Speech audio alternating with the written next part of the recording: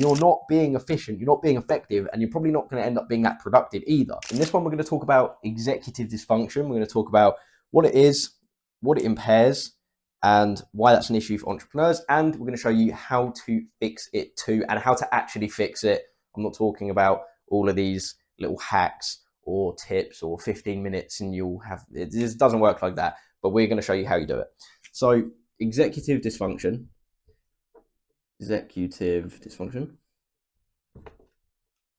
is essentially the impairment of your executive function.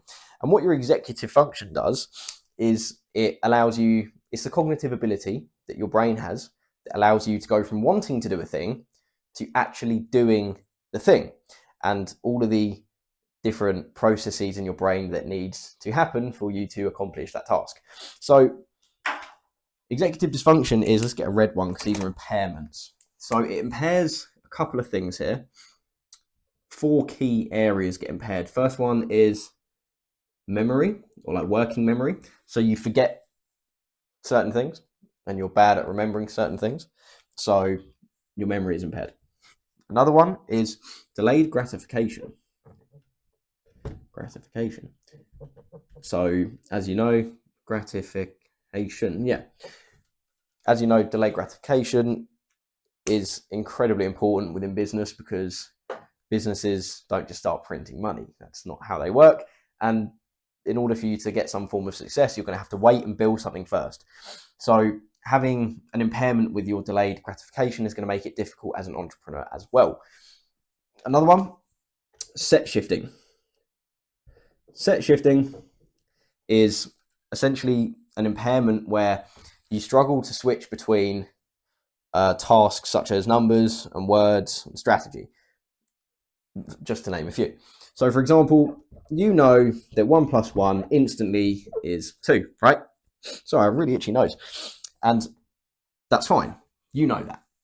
However, if I was to, so for someone who has impairment with set shifting due to their executive dysfunction, if I did this, 1 + 1, you would now take a lot more time to give me the answer for this because you'd have to read it, work it out as a number, and then give me the answer either as a word or as a number.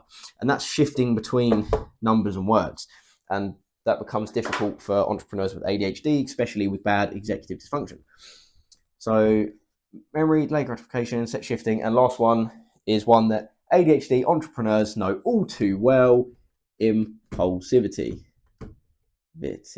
And the amount of times that I've made a mistake because I've just made a decision impulsively, way too often, way too often. And that's something that you want to stamp out pretty quickly as an entrepreneur. And if you haven't, then I implore you to go and do that as quickly as possible.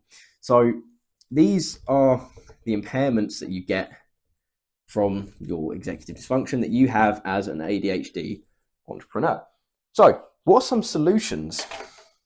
Now I'm going to give you the general consensus of what people are telling you nowadays, what they're telling you works, and I'm going to lay that out for you, and then I'm going to systematically break them down and tell you why they don't work, and then I'm going to tell you what actually does.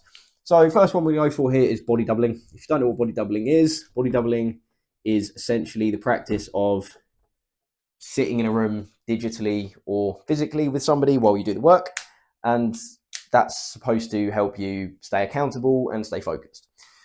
Personally, I think it sucks because I'm an extrovert and I like to talk to people and I just sit there talking and not doing the work. Maybe that's me, but I have heard that is a recurring problem, and it depends who it is. If sitting in a room with someone who you don't really know, it's a bit weird, and then I can't focus on the work because now it's weird and it's awkward and it's a whole thing.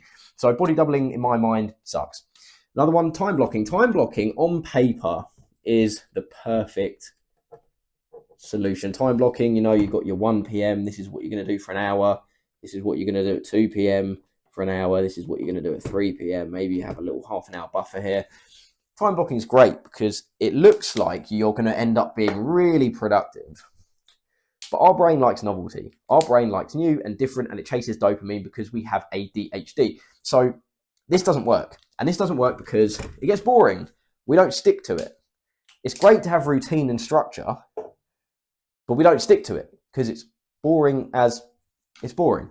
So the next one I'm going to go for here is the Pomodoro technique, which everybody seems to swear by nowadays, it is a scam. It's a lie, right? Pomodoro, right? And if you don't know what this is, the Pomodoro technique is where you have, let's use 15 minutes. Some people do 20, some people do 30. So it's where you do 15 minutes of work, you have a 5-minute break, you do 15 minutes of work, and you have a 5-minute break. And you have a 5-minute break in between every shift of work that you do. And it's supposed to be a really deep, focused work for 15 minutes. And then every 5 minutes, you have a little break, let your mind readjust. And people really swear by this.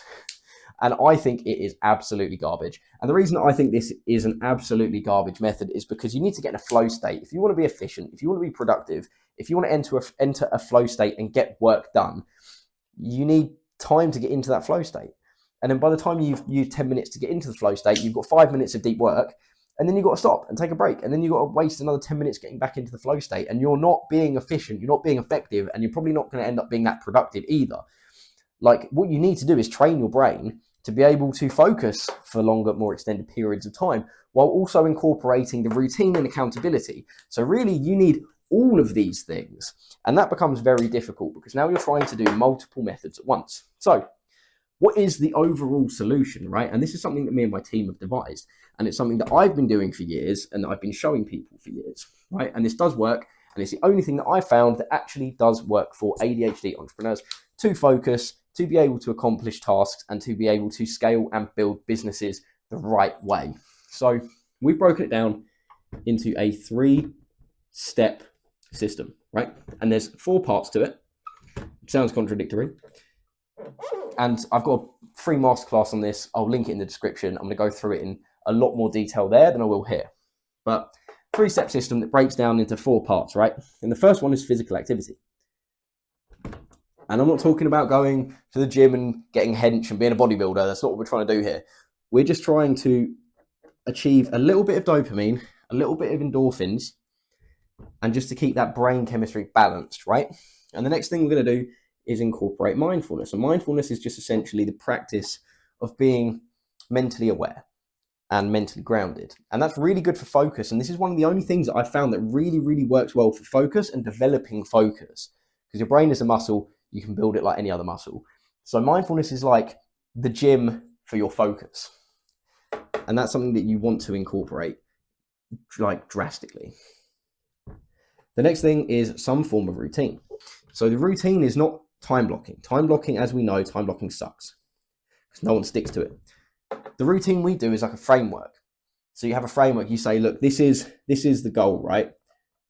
This is my attempt at a star right here. This is the main goal, and we're going to break it down over 90 days or 3 months. We have each month has a goal, and it's going to break down again into each week has a goal. 1, 2, 4, 1, 2, 3, 4. There you go. So it breaks down like that, and then eventually over the time you work your way up through this using these 2 things. But how do you keep on track to keep doing these things week on week is accountability. And that is where you have essentially your own PA, and they're going to sit accounting. It's meant to say accountability. Anyway, you have essentially your own PA, and they're saying, hey, you said you were going to do these things. How are you getting on with that? Have you done that yet?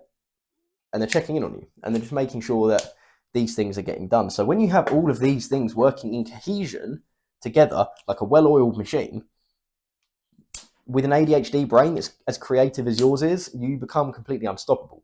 Because now you can focus with precision, and you have the energy to do it, and you know exactly where you need to be stepping. You have the route, and then we're keeping you accountable. But like I say, I'm going to break this all down properly in a free masterclass. I'm going to link it in the description completely for free. It's going to explain how me and my clients have been getting insane results building 6- and 7-figure businesses using this system. So yeah, if that sounds interesting to you, then go ahead and check it out. Yeah, that's it. That's executive dysfunction.